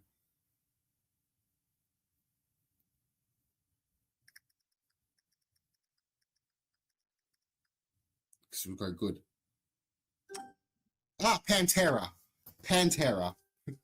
So Pantera was a half Phoenician, possibly half Phoenician, half Roman. And he fits the time frame of Jesus too. He was, when say Jesus was crucified, I think he'd been in his 40s. I think he died in his 50s. When Jesus was born, he'd probably been 18 years old. You also had the belief that Joseph was his father too. We had, say, the Ebionites, which believed that Jesus was adopted by God, that his regular parents were Joseph and Mary. So that's one of the earliest traditions of that. Who's to say what Joseph was? We don't know, but apparently he come from the line of David. The first mentionings were really of his mother Mary. So if this Roman soldier was Jesus' father, it could also translate to, as his name implies, either son of a panther or son of a virgin. So that would mean that it would be Yeshua, son of a virgin, which is pretty interesting. So that's Yeshua ben Pentara, or some would call that Yeshu, like such as a Talmud, Yeshu ben Pentara. So the Jewish people are also stating as well. But then we have another text with the Jewish rabbi stating, at least we know who our father is, and they call him a Samaritan. But this is mostly insult to Jesus because of his associations. He was one that would step out of the box and would associate with different groups. So he had Canaanites following him, Greeks following him. He had different types of Jews following him. No doubt some of them would have been classified as Phoenician. So we had Canaanites that believed that Jesus was Yahweh in the flesh and that his father was El. So it's very interesting. So I don't know what to make of that one. I personally just think that he was the son of Mary. That's what we 100% know. And that his mother was a temple virgin. So if Joseph was his father, she was placed in the hands of Joseph at 12 or 14. And either something happened to her in the temple, or she was born in normal marriage with Joseph. And it's possible that something did happen in the temple. And the reason I say why it's possible is because in the Talmud, it states that a young girl being free can still be a virgin after the priest lays with her. So that's pretty nasty. So who knows? We don't know. But whether it's a story of Pantara, that's an interesting story too, because there were ones who believed that Pantara either loved Mary and joined the Roman army in order to be allowed to marry Mary under Roman law, or that he took advantage of Mary and Jesus was born out of wedlock. And if that's the case, then it makes Jesus more beautiful because he was born out of hatred and chose to do love, which is fine. I have no problems with that. But again, it's very likely that Jesus was possibly mixed.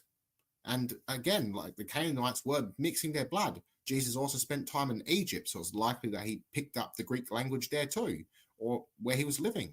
Greek was the English of the world back then. So the word synagogue comes from the Greek language. The Greeks borrowed their language from the Phoenicians, basically the alphabet-wise. So they would be the introductions of that. So it was borrowing. The Greeks borrowed the image of Zeus with the long hair, long hair and long beard. So that came from El Elyon being the wise old god, the father of the gods. So they borrowed that, which is cool. So there's a lot of borrowing no matter what you do. So I think even Jesus had borrowing of different traditions and figured out saying this is what's right. So the Jews were trying to stone him as well, his own people. They would scream out blasphemy. But again, this supports the faction of different Jews. So different beliefs of what God was and who they worship. I see Jesus worshipping El, but I think this El that he's worshipping is a combination of El and Asherah. So both masculine and feminine. So when you go to the Ebionites, they also mention that the Holy Spirit as well is feminine. So interesting. And they mention about how God's feminine aspect is the earth. So we have the Greeks believing that Gaia was this earth, and earth was her personification. So not actually Gaia itself, but it's the personification of her. So meaning that she's a spirit or something, or in a different realm. And this is a whatever. It's weird. So, you know. Yeah. So the Sumerians, Anu had multiple wives. He had Namu, and the ones I know of is Namu and Antu, and Antu and Anu were sometimes conflated together, that they were like an androgynous origin to that couple. So if you look at the way I see it, the way I put it together, that you have the monad, the unity, the one. I guess it's many because you can't have one without having many. So it's, on definition that way. But anyways, once duality was created, you have positive and negative. And since everything was created from nothing, the Rosicrucians believe this. When you put the minus and everything positive and everything negative together, you get nothing. So it counteracts, and that's where you have Anu and Antu, the positive and the negative.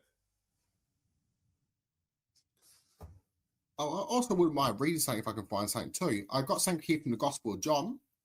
It's from a bit of my translation too. So I show a very Gnostic element, and it's been very much censored in the English version, of course. So I kept a lot of it in Greek, in some of it, and just to certain words, which is pretty cool. So this is in the beginning of chapter 1. So this comes from the Carpocratians.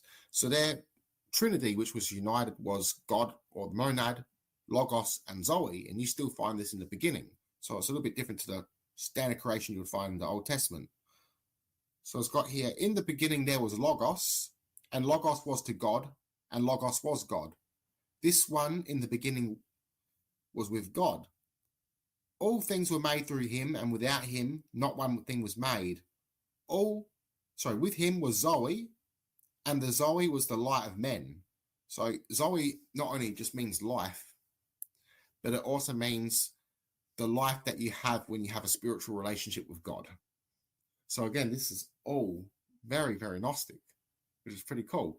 So the Carpocratians had a huge influence on John, but I don't just see Carpocratians having an influence on it. I also see the Mandaeans, so followers of John, or at least converting to Christianity, having a little influence in it. That's why I see a special place for John, but he's not as great as Jesus. But Jesus stating, none is more worthy than John unless you enter heaven. So, which is interesting as well. I believe it's also in John that I know what it does say about Jesus, the Good Shepherd, too, as well. So, which is pretty cool. But check this out. So this is in Jesus, the Good Shepherd. This is in 10.8. Jesus states, all who came before me were thieves and predators, or translates to pirates, rebels, robbers, or bandits, Laestace, and the sheep did not listen to them.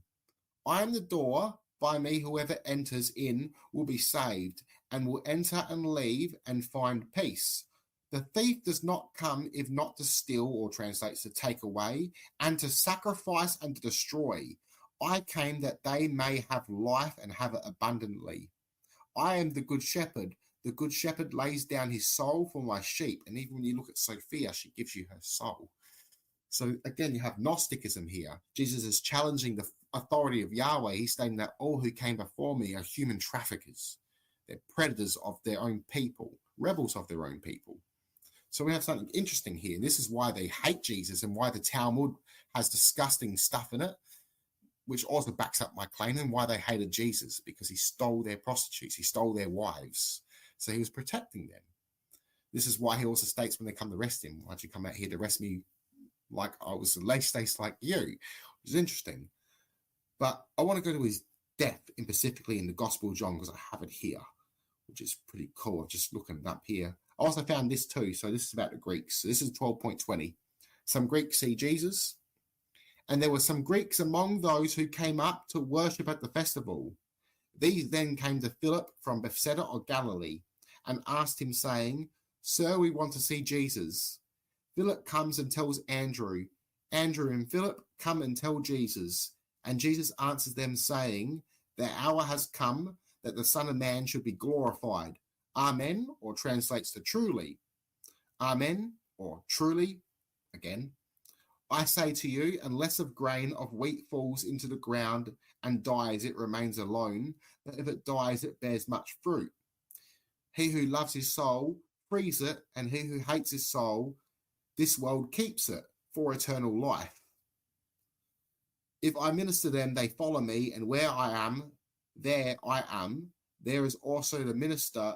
If I minister them, the Father will honor them. So we have here Greeks seeking Jesus. We have another thing that, disciples actually worry that Jesus would leave them. So this also suggests that he spoke Greek, that he would speak Aramaic, as well as Hebrew, and possibly even Persian if Zoroastrians were following him. So we have a very educated man. And we even have a scene when Jesus was crucified. Pilate was quite shocked he was already dead. And with gnosis from the centurion, he received knowledge of Jesus' death. Gnosis from the centurion, so secret knowledge from the centurion. Something screams red flag as well whenever you read those sort of text. But I definitely want to read up about when he's on the cross, because the Gospel of John has something interesting in here. I believe it's John that has the antidote. That's what I really want to read. Yeah, we'll check this one out. This is in the death of Jesus, but first I'll put before this. So this is in 19.25 when Jesus is crucified. I want to read this part first. And his mother and mother's sister stood by the cross of Jesus, Maria, the wife of Clopas, and Mary Magdalene. When Jesus saw his mother there and the disciple whom he loved standing nearby, he said to his mother, Dear woman, here is your child. Then he said to the disciple, Behold your mother. And from that time the disciple received her in the same. Or it could also translate, him or it. But here we only have women mentioned. The disciple he loved, Mary Magdalene. But now the death of Jesus. After this, when Jesus saw that everything already being done, that the scriptures may be finished, he says, I thirst. A vessel had been set there of oxos, and a sponge filled with oxos, and they brought the antidote to his mouth.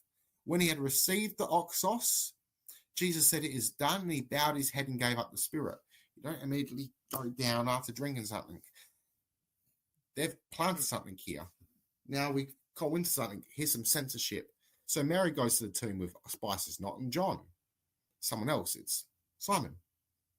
All right, let's go find this. No, mine is Joseph. Joseph does it. All right. After this, Joseph of Arimathea, who was the disciple of Jesus, but in secret of fear of the Jews, which you do find a lot of, and the Jews, a lot in these texts. So symbolize that these people weren't Jewish that wrote it. Asked Pilate that the body of Jesus might be removed, and Pilate gave him permission, so he came and took away his body. Now, I left it this one, but I should have put in here because I didn't realize that word soma at this time. With my other translations, I do mention it. So eventually I will go over this and put that down. This can translate to living body of Jesus. So it doesn't mean he's dead. It can mean just a carcass or a mass of anything as well, but it can mean a living body. He was accompanied by Nicodemus, the man who earlier had visited Jesus at night. Nicodemus brought a mixture of myrrh and aloe vera, about 75 pounds worth.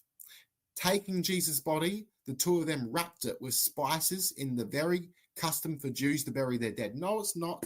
They wash it with water. That's it. So they've replaced Mary here with two men. So there's some censorship here because it realizes the one that Jesus loves is Mary Magdalene. It's not John. John didn't write John, and Luke didn't write Luke. It even mentions at the beginning of Luke, many have tried to come across these accounts. So ones with authority or given authority wrote this basically. So it's trippy. Then you go to Mark with the crucifixion scene, and it mentions they tried to give him a love potion. They were trying to give him an erection, and this is because when he saved the kids, they want to make him look dirty on the cross.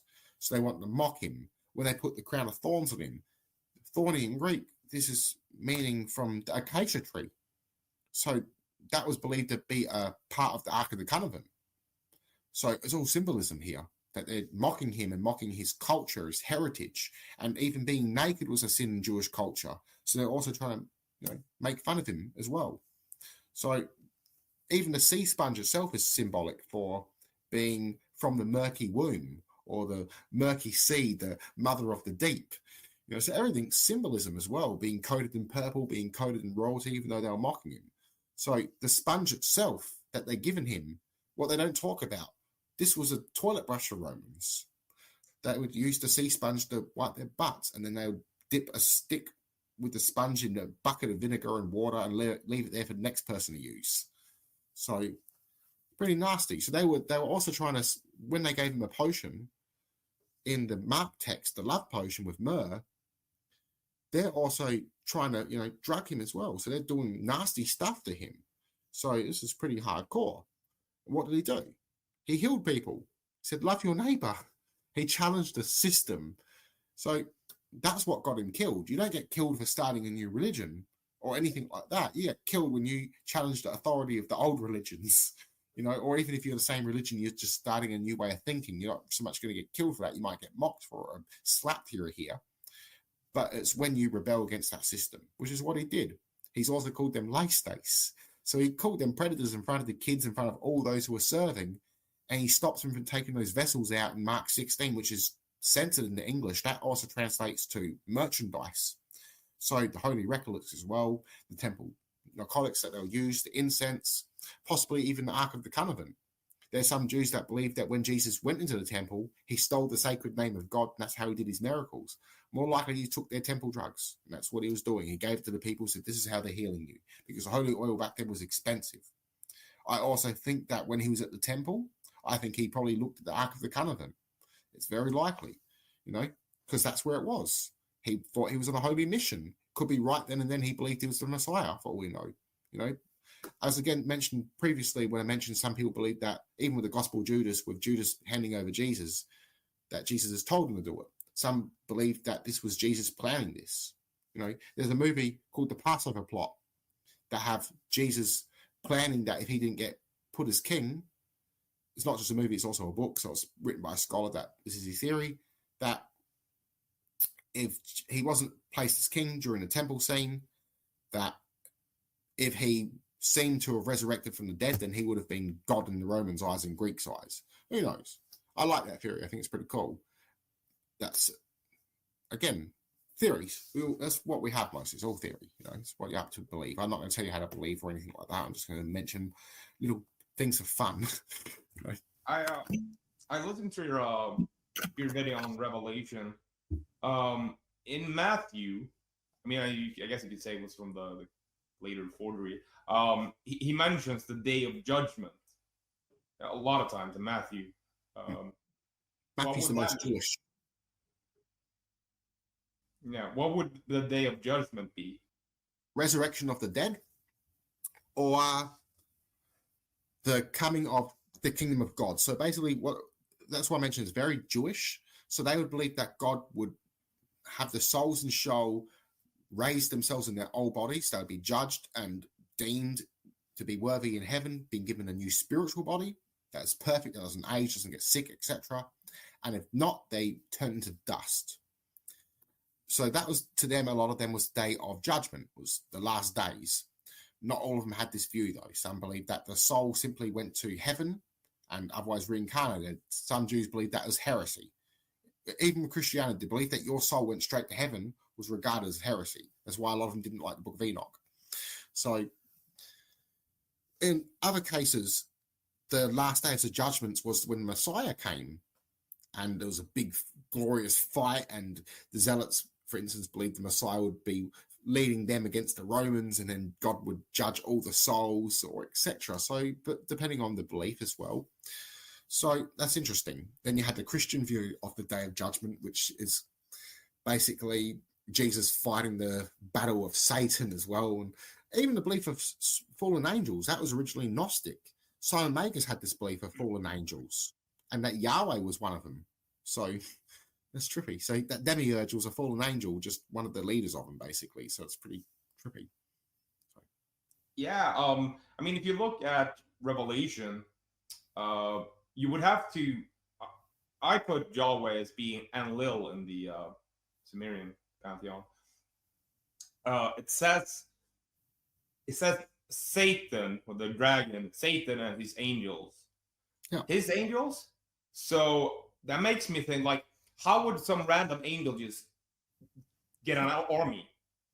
It makes sense that he was like the lieutenant, like the general or something that rebelled. Some Gnostics did believe that Satan was the ruler of this world as well. Some didn't use the term Yahweh, or didn't use the term Yahweh, I was meant to say, or the demiurge. They just used Satan in some cases as well, which is pretty trippy. But even some with regarding Satan, when you go into the Pharisees, which were the Jews that hated Jesus, they believed that Satan was an angel that served God, and that his job was to seduce mankind away from Yahweh, so that way mankind had free will. Then you had the Sadducees that didn't believe in any angels. They didn't believe in Satan. They believed that God was totally unknowable, and once you died, that was it.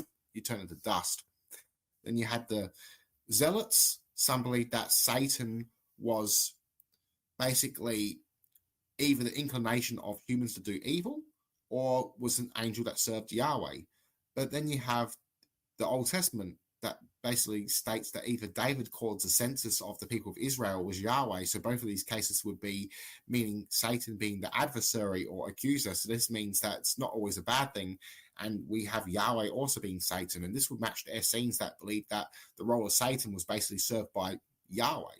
And then, so similar with being the judger or seducer, which is trippy. And then some Essenes completely rejected Yahweh, viewed him as the devil, because they viewed those who worship Yahweh as the corruptors and usurpers of the temple. So they believed that they were the original priests of the temple that got thrown out.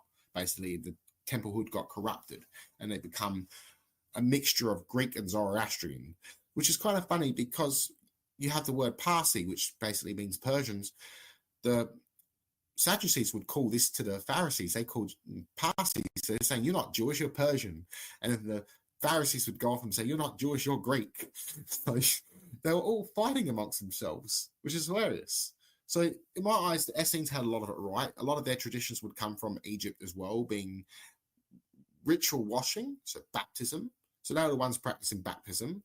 You also had the Samaritans, the Samaritan Jews. They practiced baptism, but they only did it when they were going to do their ritual ceremonies or prayer, basically. So they didn't wash themselves as much as the Essenes. And I think that's why they were healthier. Good to wash yourself. It's good to have a shower, you know? So it shows these other ones were dirty. So I even had a description that said, "Oh, Jesus was poor. It's like he had lice." Well, I was thinking, well, don't take baptism into account. So it's likely that he was washing himself. He had the lady or Mary Magdalene, depending on which gospel account you read, pour oil on him. So Mary Magdalene, being a previous priestess, following him, is anointing him as a Messiah. The disciples are there as witness, So some of them are like, what's going on? Because they didn't understand, because they're all different types of Jews following him that are arguing over each other. They're not one type of Jew. So, which is funny. So he's bringing unity, That's crazy, which is real cool. So he managed to get groups of people to stop hating themselves and each other. The Cathars did the same too. They managed to cause a little bit of peace between Muslims, Jews, and Catholics. And then the crusade happened against the Cathar, and then because they wanted to get rid of them. The reason why is because the Pope wanted to launch another crusade against the Muslims. You couldn't have anyone that was causing peace between them. It's like, we're getting rid of them, then we're going to war. So it's like, we always copped it, Gnosticism is the answer to all the Abrahamic faiths, Yeah, for sure. I was wondering about the word Sela. Sila. That's used. Sila, yeah, that's used in I think in the Melchizedek scrolls and the Qumran, like the Dead Sea Scrolls or the Nag Hammadi. It uses the word Sila, and it's left untranslated. I don't know what it means. Might look it up so I can see what origin it comes from. Sounds Greek. Pretty sure it'd be Greek. I could be wrong. Could be Coptic.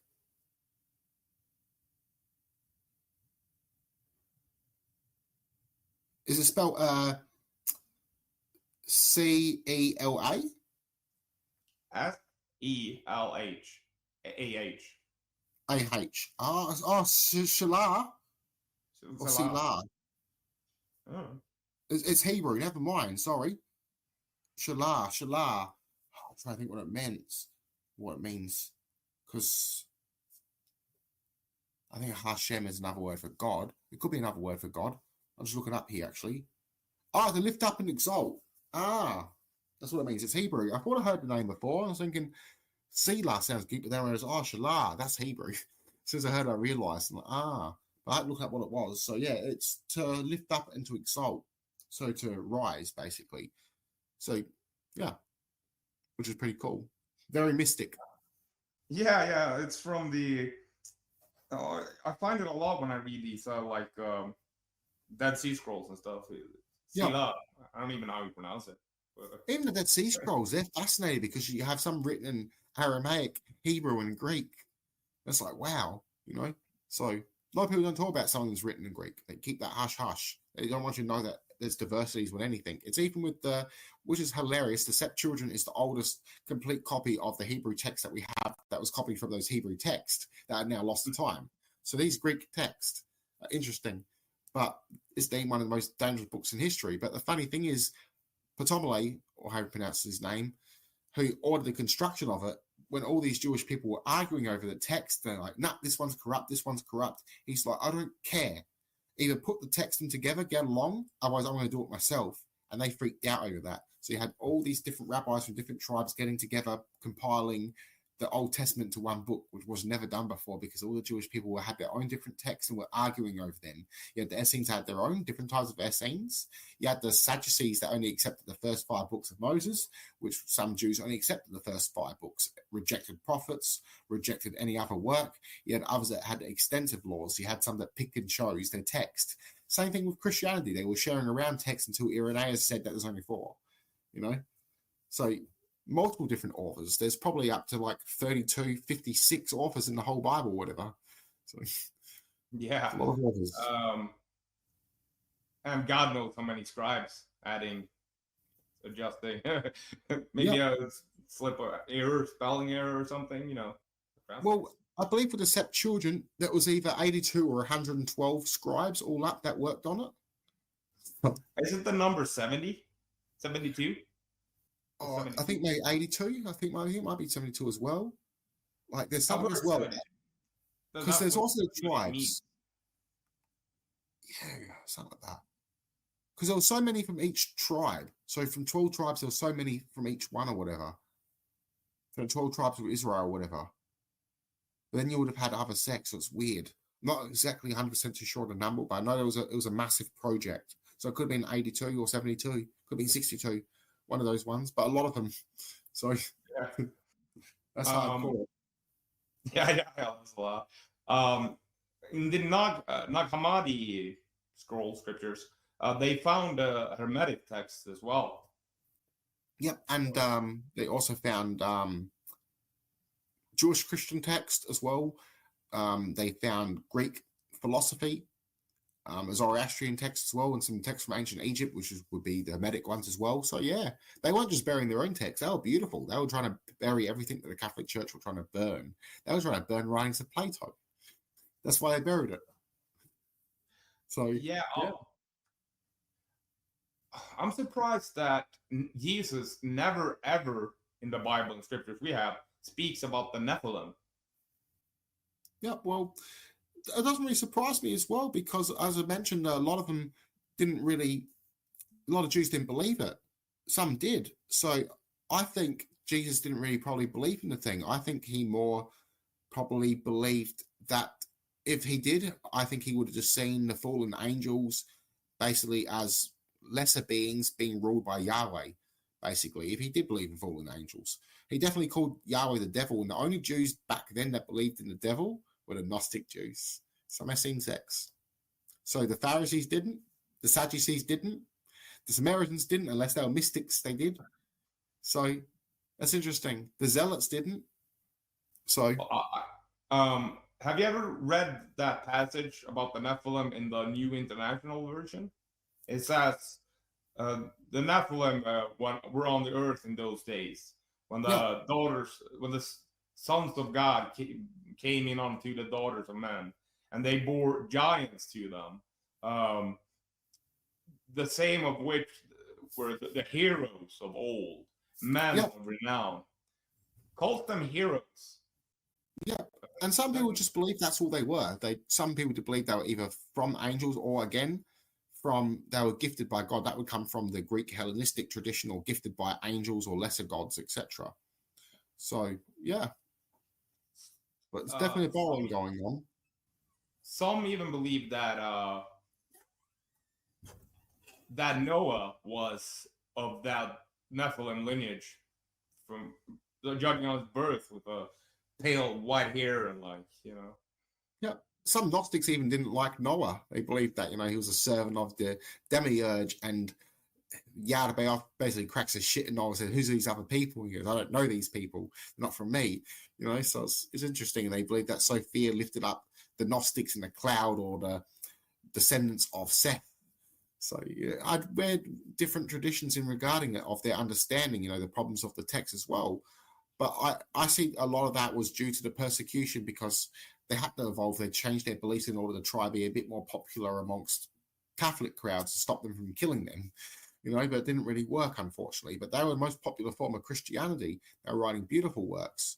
So it's interesting, even the belief of what demiurge was. I personally think that when Jesus called their God the devil, I don't think he believed demiurge was this basically just God. I think he believed that he was either ignorant or he was evil. So that's up to what they say. But for them to call the devil, that's definitely not someone that's just ignorant. To be called a devil means that he was on a belief that Yahweh was corrupt as hell.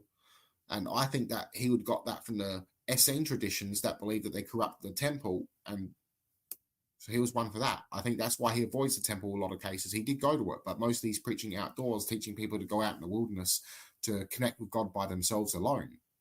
So again, it seems red flags. I definitely don't see him worshipping Yahweh, as again, he wouldn't state about his own father, calling it the devil.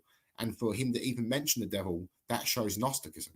It doesn't show a Pharisee belief at all, because they didn't believe in the devil. They didn't believe in hell. He doesn't mention hell. He mentions Gehenna, though, which was a place that the Canaanites practiced human sacrificing, child sacrificing, not just to Baal, but also to Yahweh. And not all people sacrificed there. Some Jews, Hellenistic Jews, and Canaanites, and Hellenistic Canaanites cremated their dead there. So they buried their families with honor to burn them, to send them to the afterlife. Others buried their dead there because they rejected cremation. Some of them were very Jewish in that sense, believing their body would resurrect on the day of judgment, the day of the resurrection of the dead. So to not have a body back then was considered scary because you'll be a wandering spirit. So when Jesus is saying Gehenna, it's like, oh, my body will be burnt in Gehenna. So scary to them. Not just that, but the Romans had a fire there later on. So by the end of the 1st century BC era, basically the only people cremating their dead there were Romans and Greeks. So the Jews and Canaanites stopped it. So during that time, the reason why, because they would have viewed it as corrupted. They would have thought it's like, you've ruined this place. Why? Because the Romans were burning the rubbish there. They were also cremating their dead on a separate part. But where the old burials were, they were putting the dead bodies of criminals and burning it. So they corrupted the place. So that's what Jesus is saying about the soul being basically placed there. It's like, well, your body will be burnt there, but not the soul. So have fear of the one who has the power to destroy your soul. These people can only destroy your flesh. And so it's very Gnostic, very Essene. So the mortal soul, it's very Essene, very Gnostic, the disregarding of the material world, which is what Jesus is teaching. Again, it's all screaming Gnosticism, Gnosis. He even states, woe to the scribes and the law keepers, for they hide Gnosis. They themselves have not entered, nor let others enter. So he's talking about they're not letting others enter within. They're stopping their spiritual growth. Yeah, the punishment for sin in the Bible is always, it isn't torture, it's death. That is the hell, the second death is what it's called over and over again. Second death. This concept of eternal torture in hell is like pure propaganda, straight up. Yeah, 100%. And not all, like, what's it called? Christians even believed in hell. Some did as well, early Christians, but they believed that was an eternal place. They believed that God was loving, that you would eventually be forgiven, and your soul was just there to purify itself. So we had Gnostics also believed in purgatory. Catholics stole that too, which is hilarious. And no one really likes to believe in purgatory, so they stole an unpopular belief basically as well. Some believed it was like a place that either regular Christians would go to purify themselves, or people who basically lingered between good and darkness. So it's interesting as well, that belief as well. So some believe that hell was this place here, to reincarnate here again. So you've done something wrong, basically, or you chose to come here to wake others, so the first become last. They were the two concepts. Other Gnostics believed that some souls wouldn't make it to the Pleroma, that some souls would be destroyed, turned to dust. Others believed that every single soul would return there. So vast. Some believe that we had to make this world heaven before we could return to the Pleroma. So vast different beliefs, which is pretty cool. Yeah. So one myth states that Anu and Ki were first inseparable. So Anu, heaven, and earth, Ki, were inseparable. Yeah. But then Enlil, Yahweh, cleaved them apart, creating the material world or plane we live in. So that's... Well, some people like Baal and Yahweh also replaced what's it called, Anu with Enlil, which is interesting as well. So, and that would be around Babylonian times as well. So they would also replace their gods and change their gods too. So it's interesting. So there was definitely borrowing from the Sumerians as well. And we also have the Hittites as well. They were worshipping El and Yahweh as well. So that's very interesting. The Hittites were rivals of Egypt too. So possibly they had an alliance with some Canaanite tribes that were warring them. We also had the sea people that were raiding Egypt. Some of them worship Yahweh too, So it's pretty cool, pretty trippy. And we also had Jews that believed that these gods, like the head of their god or the head of their god, were both the same gods. That would be considered heresy now. We had some Jews and Greeks that believed Zeus and Yahweh were the same god, and that would also include Anu, so which is trippy. So, and Hermes as well being Thoth. So it wasn't anything new. It was like we had the same god, it's that we just got a different name of it. And that was pretty common back then too. Hermanubis, they have like this synchronism they put together, like different gods even make all these strange combinations. Most so definitely. we're coming up on 2 hours now, and I think that's pretty good length for a podcast. People have other things to do. Yeah, my legs are getting pretty sore as well with my calf. Yeah. So Sitting so down. let people know where they can find you. Oh, they can find me on YouTube under Spiritual Level of Being. They can also find me on Facebook, the same name. Also, my group Gnosis Within. You'll also find Simeon's post there. I was accepted on Spiritual Level Being and Gnosis Within. And there's also the Gnostic Union. You can find me on there and other Gnostics that's still getting worked on that site though as well. We'll have a website on there. So yeah, Facebook as well. I'm on Twitter. I don't really like Twitter much. X now. So mostly on YouTube is where I'm mostly at. That's where I like to share my goodies. So I like to give free information there, and they can download my translations too, along with the Greek originals. They're free. I don't charge for that. That's free as it should be. Some people copyright their Bibles. I don't believe that. That's evil. Well, it's been fantastic, super interesting. I learned a bunch of Bible history here. We'll have to do this again sometime.